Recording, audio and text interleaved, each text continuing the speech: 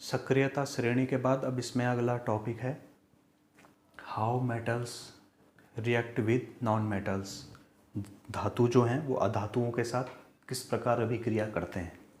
ठीक है, तो इसमें दो उदाहरण दे रखे हैं, एक किताब में, एक सोडियम क्लोराइड का और एक मैग्नीशियम क्लोराइड का। तो देखते हैं कि ये कैसे अभिक्रिया करते हैं। तो इसमें क्या होता है, मैग्नीशियम, पहले मैग्नीशियम का देख लेते हैं। मैग्नीशियम है, ठीक है, और Cl2, दो क्लोरीन उसमें होते हैं। तो दोनों के बीच में किस प्रकार अभिक्रिया होती है। मैग्नीशियम जो होता है उसका परमाणु क्रमांक होता है 12, यानी कि वो क्या आवर्त सारणी में 12वें नंबर पे आता है। ठीक है, परमाणु क्रमांक 12 है तो उसके नाभिक में जो है प्रोटॉनों की संख्या भी कितनी होगी, 12 होगी। और फिर जितने प्रोटॉन होंगे उतने ही इलेक्ट्रॉन होंगे। तो मैग्नीशियम के जो है पास जो है वो 12 इलेक्ट्रॉन है। ठीक है, इसी तरह से क्लोरीन है, क्लोरीन का परमाणु क्रमांक होता है 17। तो उसके नाभिक में प्रोटॉनों की संख्या हो गई 17 और इलेक्ट्रॉनों की संख्या भी कितनी हो गई, 17। ठीक है, तो जब रासायनिक अभिक्रिया होती है तो रासायनिक अभिक्रिया में नाभिक कभी भी भाग नहीं लेते। नाभिक यानी कि जो बीच में जो प्रोटॉन और न्यूट्रॉन होते हैं नाभिक में, वो कभी भी भाग नहीं लेते हैं।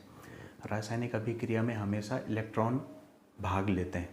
ठीक है, लेकिन इलेक्ट्रॉन भी जो होते हैं वो कौन से होते हैं, कौन से भाग लेते हैं, जो सबसे बाहरी कोष में होते हैं। ठीक है ना, मैंने बताया था इलेक्ट्रॉन जो होते हैं वो अलग अलग कक्षाओं में चक्कर लगाते हैं नाभिक का। ठीक है, एक नाभिक होता है जिसमें बहुत सारे इलेक्ट्रॉन होते हैं, तो वो सब बटे हुए होते हैं। तो पहली कक्षा में जो होते हैं वो 2 होते हैं, दूसरी में 8 होते हैं, इसी तरह से फिर आगे 18, फिर 32, इस तरह से इलेक्ट्रॉन जो हैं वो बटे हुए रहते हैं। ठीक है, तो क्योंकि मैग्नीशियम का हम देखते हैं, मैग्नीशियम के पास क्योंकि 12 इलेक्ट्रॉन हैं तो उसकी पहली कक्षा में जो होंगे 2 इलेक्ट्रॉन होंगे, दूसरी कक्षा में 8 इलेक्ट्रॉन होते हैं और तीसरी कक्षा में सिर्फ 2 इलेक्ट्रॉन उसके पास बचते हैं। ठीक है, 2 8 2 12। ठीक है, अब ये नियम होता है, परमाणु जो होते हैं उनके बाह्य कोश में 8 इलेक्ट्रॉन होने चाहिए। ठीक है, 8 इलेक्ट्रॉन, यानी कि इसे अष्टक नियम कहते हैं, या तो 8 इलेक्ट्रॉन हो या तो फिर 2 इलेक्ट्रॉन हो। ठीक है, 2 इलेक्ट्रॉन जैसे कि हाइड्रोजन है, तो हाइड्रोजन के बाह्य कोश में सिर्फ उसे 2 इलेक्ट्रॉनों की ज़रूरत होती है। ठीक है, क्योंकि पहली कक्षा जो होती है, पहली कक्षा में हमेशा 2 इलेक्ट्रॉन होते हैं। ठीक है, इसीलिए हाइड्रोजन के पास उसकी पहली कक्षा ही क्या होती है, उसकी बाह्य कक्षा होती है। तो मैग्नीशियम में क्या है, 2 इलेक्ट्रॉन है उसकी सबसे बाहरी कक्षा में। ठीक है, अब उसे जो है उसे 8 इलेक्ट्रॉन होने चाहिए सबसे बाहरी कक्षा में, तो 2 ही इलेक्ट्रॉन है, यानी कि इसके पास अभी 6 की कमी है। ठीक है, इसी तरह से क्लोरीन परमाणु है, क्लोरीन परमाणु का 17 होता है, 17 उसमें प्रोटॉन है, तो 2 8 और 7, तो इसके सबसे बाहरी जो कक्षा है उसमें 7 इलेक्ट्रॉन है। इसे अभी 8 होने के लिए 1 इलेक्ट्रॉन की ज़रूरत है। ठीक है, तो ये क्या करेंगे, या तो क्लोरीन जो है अपने 7 इलेक्ट्रॉन जो है वो किसी और को दे देगा, किसी और परमाणु को दे देगा और उसके साथ बंध बना लेगा, है ना। और तब क्या है, उसका जो भीतरी कोश है वो क्या है, स्टेबल है। ठीक है, जब भीतरी कोश स्टेबल होता है तब ही बाहरी कोश में इलेक्ट्रॉन जाते हैं। जब अंदर के कोश में इलेक्ट्रॉन पूरे भर जाते हैं, निश्चित उनकी संख्या हो जाती है, तो तब बाहरी कोश में इलेक्ट्रॉन भरना शुरू होते हैं। ठीक है, तो क्योंकि नीचे वाली जो कोश है उसकी वो क्या है, स्टेबल है, तो इसलिए क्लोरीन क्या करेगा, 7 इलेक्ट्रॉन दे देगा। ठीक है, इसी तरह से मैग्नीशियम भी है, वो क्या है 6 इलेक्ट्रॉन वो ले सकता है, 2 इलेक्ट्रॉन ये दे सकता है। क्लोरीन क्या है 7 इलेक्ट्रॉन वो दे सकता है या फिर 1 इलेक्ट्रॉन वो ले सकता है ना, 8 इलेक्ट्रॉन पूरे करने के लिए। लेकिन होता क्या है कि 7 इलेक्ट्रॉन देने के बजाय वो 1 इलेक्ट्रॉन लेना ज़्यादा प्रेफर करेगा। क्यों करेगा? क्योंकि 7 इलेक्ट्रॉन को देने में उसे क्या ज़्यादा एनर्जी लगानी पड़ेगी, ठीक है ना। ज़्यादा एनर्जी परमाणु फिर नहीं लगाता है, वो अपनी एनर्जी कम से कम वो यूज़ करना चाहता है, तो वो क्या करता है 1 इलेक्ट्रॉन लेना उसके लिए ज़्यादा सुविधाजनक होता है, ठीक है। तो जिनके बाह्य कोश में 4 इलेक्ट्रॉन से ज़्यादा होते हैं, ठीक है, 4 इलेक्ट्रॉन से जिनके ज़्यादा होते हैं, जैसे कि 5, 6, 7, तो जिसके कोश में 5 इलेक्ट्रॉन है तो उसकी प्रवृत्ति क्या होती है 3 इलेक्ट्रॉन कहीं से लेने की, ठीक है, ना कि 5 इलेक्ट्रॉन देने की। इसी तरह से 6, जिसके बाह्य कोश में 6 इलेक्ट्रॉन है तो उस परमाणु की प्रवृत्ति क्या होगी कि वो अपने वो 2 इलेक्ट्रॉन कहीं से ले ले, है ना, 8 इलेक्ट्रॉन पूरे करने के लिए, है ना कि वो 6 इलेक्ट्रॉन देगा किसी को। 6 इलेक्ट्रॉन में उसे ज़्यादा एनर्जी लगानी पड़ेगी, है ना। तो इसी तरह से जो है हम जो 4 से कम होते हैं, जैसे कि 3, 2, 1, तो जिनके परमाणु के बाह्यतम कोश में 3 इलेक्ट्रॉन होते हैं या 2 होते हैं, 1 होते हैं, तो इनकी प्रवृत्ति क्या होती है इन इलेक्ट्रॉनों को देने की, है ना। 3 इलेक्ट्रॉन वो देगा, उसे कम एनर्जी लगानी पड़ेगी, है ना, बनिस्बत कि 5 इलेक्ट्रॉन वो किसी से ले। तो अब क्या होता है मैग्नीशियम के, क्योंकि बाह्य कोश में 2 हैं तो मैग्नीशियम क्या करेगा अपने 1-1 इलेक्ट्रॉन 1-1 क्लोरीन परमाणु को दे देगा, ठीक है। जैसे यहाँ से जो है 1 इलेक्ट्रॉन निकल के चला जाएगा क्लोरीन की बाह्य कोश में, ठीक है। इसी तरह से दूसरा इलेक्ट्रॉन भी दूसरे क्लोरीन की बाह्य कोश में चला जाएगा। अब क्या होगा मैग्नीशियम क्या है इसका बाह्य कोश जो है वो चेंज हो जाएगा, कितना हो जाएगा 8 हो जाएगा, ठीक है। तो 8 हो जाएगा तो ये क्या है स्टेबल हो गया। और अब क्लोरीन का जो है परमाणु सबसे जो बाहरी परमाणु कोश है उसमें कितने हो जाएंगे 8 हो जाएंगे। तो इस तरह से क्या होगा फिर इन दोनों के बीच में एक बंध बन जाएगा, ठीक है। जब इलेक्ट्रॉन जाता है किसी परमाणु से दूसरे परमाणु में चले जाता है, जैसे दान कर देता है, जब कोई परमाणु इलेक्ट्रॉनों का दान कर देता है ना, और दूसरा परमाणु भी इलेक्ट्रॉनों को ले लेता है, तो क्या होता है आवेश आ जाता है मैग्नीशियम पे, जैसे 2 आवेश आ जाएंगे, ठीक है। और क्लोरीन पे फिर 2 हर क्लोरीन पे जो है 1-1 ऋणावेश आ जाएगा, है ना। ऋणावेश फिर क्या होते हैं आपस में आकर्षित होते हैं, आकर्षित होने के बाद क्या है वो बंध बना लेते हैं, ठीक है। तो क्योंकि इलेक्ट्रॉन चले गए हैं तो इलेक्ट्रॉनों के जाते ही फिर क्या हो जाता है मैग्नीशियम और क्लोरीन के बीच में क्या हो जाता है बॉन्ड बन जाता है, ठीक है। उस बॉन्ड को क्या कहते हैं आयनिक बॉन्ड कहते हैं, या फिर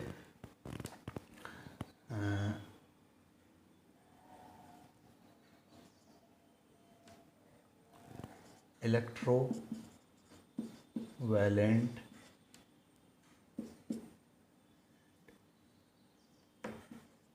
बॉन्ड, ठीक है, यानी कि वैद्युत संयोजी बंध बन जाता है उनके बीच में, ठीक है। या उसे आयनिक बंध भी बोलते हैं, ठीक है, आयनिक बॉन्ड। और इन कंपाउंड्स को क्या बोलते हैं वैद्युत संयोजी यौगिक, इलेक्ट्रोवैलेंट कंपाउंड या आयनिक यौगिक, ठीक है।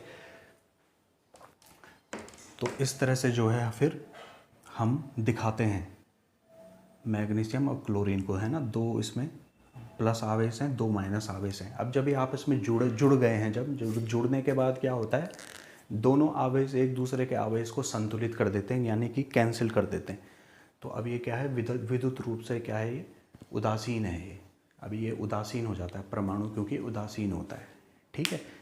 लेकिन जब हम इन्हें पानी में घोलते हैं जब, या फिर ये जब इनको हम गलाते हैं, जब ये अलग अलग हो जाते हैं आयन के रूप में आ जाते हैं, तब उन आयनों में क्या होता है आवेश होता है, ठीक है। तो अभी ये क्या है, उदासीन है। तो ये जो हमने बनाया चित्र इसे कहते हैं इलेक्ट्रॉन डॉट स्ट्रक्चर, ठीक है, इलेक्ट्रॉन बिंदु संरचना, है ना। इससे पहले जो है एल्यूमिनियम क्लोराइड का भी मैंने उदाहरण दिया था, एनोडीकरण में एल्यूमिनियम क्लोराइड जो मैंने बताया था वो, उसका भी एक मैंने इलेक्ट्रॉन बिंदु संरचना मैंने बनाई थी। तो वो क्या था, वो एक सहसंयोजक यौगिक था, ठीक है। एल्यूमिनियम क्लोराइड क्या था, एक सहसंयोजी यौगिक था। सहसंयोजी यौगिक वैद्युत संयोजी यौगिक से अलग होता है, ठीक है। दोनों के बीच में जो बंध बनते हैं वो अलग तरह के बंध होते हैं, ठीक है। तो उनको हम आगे पढ़ेंगे। तो NaCl को हम देखते हैं, NaCl, ठीक है। 11 इसका परमाणु क्रमांक है, 11 इसमें प्रोटॉन्स हैं और 11 ही इसमें इलेक्ट्रॉन हैं, ठीक है। तो इसका हम देखेंगे, पहली कक्षा में इसके 2 इलेक्ट्रॉन हैं, दूसरी कक्षा में इसके 8 इलेक्ट्रॉन हैं और फिर इसमें 1 इलेक्ट्रॉन बच जाता है। इसके बाह्य कोश में 1 इलेक्ट्रॉन है। इसी तरह से क्लोरीन है, क्लोरीन का 17 होता है, 17 उसमें इलेक्ट्रॉन है, 2 8 7, ठीक है। तो सोडियम के बाह्य कोश में 1 इलेक्ट्रॉन है और क्लोरीन के बाह्य कोश में 7 इलेक्ट्रॉन है। तो सभी परमाणु जो होते हैं उनके बाह्य कोश में कितने होने चाहिए, 8 इलेक्ट्रॉन होने चाहिए, ठीक है। तो इसके पास जो है 7 की कमी है सोडियम के पास, और क्लोरीन के पास 1 की कमी है। तो ये क्या करेंगे, सोडियम जो है 1 इलेक्ट्रॉन जो है वो क्लोरीन को दे देगा, ठीक है। इस तरह से क्या होगा, जब ये इलेक्ट्रॉन क्लोरीन के पास चला जाएगा तो सोडियम की जो नीचे वाली जो कक्षा है वो क्या है, वो पहले से स्थायी है। तो इसका मतलब सोडियम की जो कक्षा होगी वो स्थायी हो जाएगी अब, है ना। सोडियम का परमाणु स्थायी हो जाएगा, स्टेबल हो जाएगा। और क्लोरीन जो है उसमें भी अब क्या है, 1 इलेक्ट्रॉन आ गया और यहाँ पे 8 हो जाती है, इलेक्ट्रॉन पूरे हो जाते हैं। तो अब ये भी क्या है, स्टेबल हो जाता है। तो इस तरह से दोनों के बीच में एक बंध बनता है ना। तो ये इलेक्ट्रॉन डॉट स्ट्रक्चर है ना मैं बना रहा हूँ। तो इसमें क्या करते हैं, जो सबसे बाहरी कोश होता है, जो सबसे बाहरी कोश के इलेक्ट्रॉनों को हम दिखाते हैं, ठीक है। ये नीचे के इलेक्ट्रॉनों को हम नहीं दिखाएंगे, ना ही इनके नीचे के इलेक्ट्रॉनों को हम दिखाते हैं। हम जो सबसे बाहरी कोश जो होता है ये है, जैसे ये, ठीक है। तो ये सबसे बाहरी कोश जो होता है उसी के इलेक्ट्रॉनों को हम दिखाते हैं। तो क्योंकि यहाँ पे 1 है, ठीक है, और क्लोरीन है, क्लोरीन में कितने हैं, 7 हैं, तो ये 7 हो गए क्लोरीन के,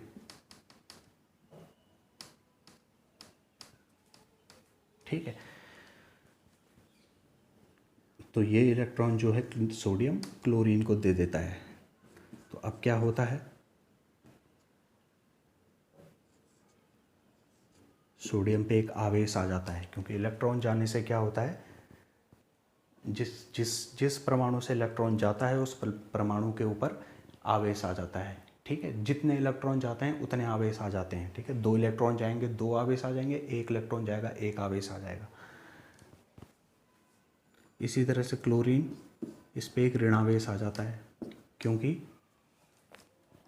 जो परमाणु इलेक्ट्रॉन ग्रहण करता है उस पे ऋणावेश आते हैं। तो जितने इलेक्ट्रॉन ग्रहण करेंगे उतने उस पे ऋणावेश आ जाएंगे, ठीक है। एक इलेक्ट्रॉन ग्रहण करेंगे, 1 इलेक्ट्रॉन ग्रहण करेगा तो 1 ऋणावेश, 2 इलेक्ट्रॉन ग्रहण करेगा तो 2 ऋणावेश, जैसे सोडियम में हुआ था।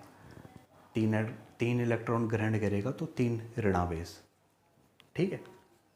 तो इस तरह से फिर क्या होता है, इलेक्ट्रॉन जब वहाँ चला जाता है तो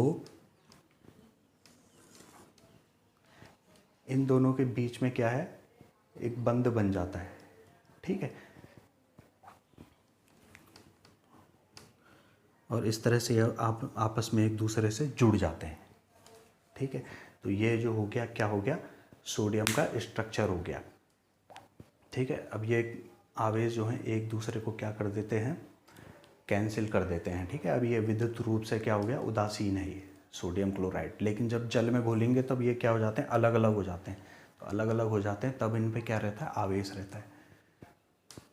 अच्छा, इसमें एक चीज़ और है कि हमने सोडियम के जो इलेक्ट्रॉन हैं उनको उसको क्रॉस से दिखाया है, और क्लोरीन के इलेक्ट्रॉन्स जो हैं, ठीक है, उसको डॉट से दिखाया है ना। तो ऐसा क्यों, ऐसा इसलिए होता है क्योंकि जितने एटम होते हैं, माना क्लोरीन के अलावा कोई और एटम भी है, कार्बन है, हाइड्रोजन है, जितने इलेक्ट्रॉन, जितने परमाणु आपस में मिल रहे हैं है ना, तो उन सब के इलेक्ट्रॉन क्या हैं, अलग अलग हैं। तो हमें कैसे पता चलेगा कि जिन इलेक्ट्रॉनों ने बंध में बनाने में भाग लिया है ना, तो किस एटम से कितने इलेक्ट्रॉन, किस एटम का कितने इलेक्ट्रॉन निकले हैं, है ना, किस परमाणु के कितने इलेक्ट्रॉनों ने और कौन से इलेक्ट्रॉनों ने जो है वो बंध बनाया है ना। तो वो हमें पता कैसे चलेगा कि सोडियम ने कितने दिए, क्लोरीन ने कितने लिए। तो उसको दिखाने के लिए हम क्या करते हैं, अलग अलग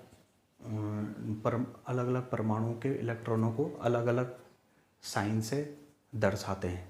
ठीक है, जैसे कि सोडियम में हमने क्रॉस से दिखा दिया, इसमें डॉट से दिखा दिया। अब कोई और परमाणु होता तो उसके लिए क्या करते, उसको लो फिर हम इस तरह के निशान से हम दिखा देते। ठीक है, तो सहसंयोजक जो यौगिक बनते हैं जिसमें बहुत सारे एटम्स होते हैं, तो वहाँ हमें ऐसा करना पड़ता है ना। एक को जैसे मल्टीप्लाई से दिखा दिया, एक को जैसे ऐसे इस तरह से दिखा दिया, है ना, या फिर इस तरह से दिखा दिया। ठीक है, या फिर इस तरह से दिखा दिया। तो इस तरह से हम दिखाते हैं। ठीक है, तो ये किताब में कुछ प्रश्न दे रखे हैं, सोडियम, ऑक्सीजन, मैग्नीशियम के लिए इलेक्ट्रॉन बिंदु संरचना लिखिए।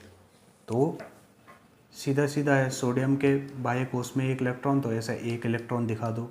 मैग्नीशियम के बाह्य कोश में 2 इलेक्ट्रॉन, तो 2 इलेक्ट्रॉन ऐसे दिखा दो। ठीक है, इसी और क्या है, ऑक्सीजन है, ऑक्सीजन के बाह्य कोश में 6 इलेक्ट्रॉन हैं, तो इस तरह से दिखा दो। ठीक है, तो ये इनकी क्या हो गई, इलेक्ट्रॉन बिंदु संरचना हो गई। ठीक है, इस तरह से। ठीक है, और दे रखा है Na2O। ठीक है, Na2O और MgO, है ना। तो इन दोनों की जो है कोशिश करना कि कैसे इन दोनों की जो है इलेक्ट्रॉनिक संरचना, इसको बनाने की कोशिश करना। ठीक है, अच्छा, एक प्रश्न और है इसमें, इन यौगिकों में कौन से आयन उपस्थित हैं। तो आयन जब ये टूटेगा, जैसे Na2O टूटेगा, तो Na2O टूटेगा तो एक तो सोडियम आयन बन जाएगा और दूसरा ऑक्सीजन आयन। ठीक है, इसी तरह से इसमें भी वैसा ही है। तो इसी तरह से जैसे सोडियम क्लोराइड है, वो जब टूटेगा तो तब वो किस में बदलेगा, सोडियम आयन और क्लोराइड आयन।